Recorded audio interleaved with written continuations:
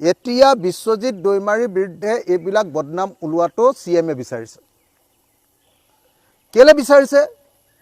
CM কাৰণ বিশ্বজিৎ দৈমাৰীয়ে এতিয়া তেওঁ মন্ত্ৰিত্ব বিচাৰিছে।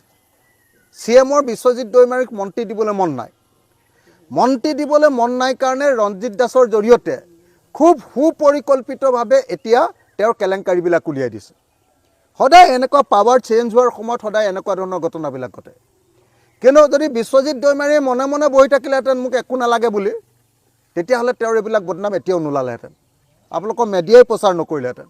এতিয়াও বিশ্বজিৎ দৈমাৰীৰ বিৰুদ্ধে এইবিলাক কাহিনী নোলালেহেঁতেন, নিযুক্তি কেলেংকাৰী নোলালেহেঁতেন, অন্য ধৰণৰ কেলেংকাৰী নোলালেহেঁতেন।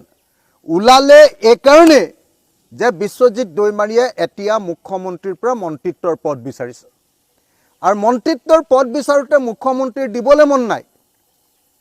বড়ো মানুহকতো ঢেৰ দিব নোৱাৰে, দুজনক দিব পাৰিব খুব বেছি, এজনক ইতিমধ্যে দিলেই, আৰু এজনক দিব পাৰিব। BPFৰ পৰাই দুজন বিচাৰি আছে। গতিকে এনেকুৱা পৰিস্থিতিত মুখ্যমন্ত্ৰীয়ে এতিয়া ইচ্ছাকৃতভাৱে আপোনাৰ স্পীকাৰৰ জৰিয়তে এই বস্তুবিলাক এতিয়া বজাৰত এৰি দিয়া আছে।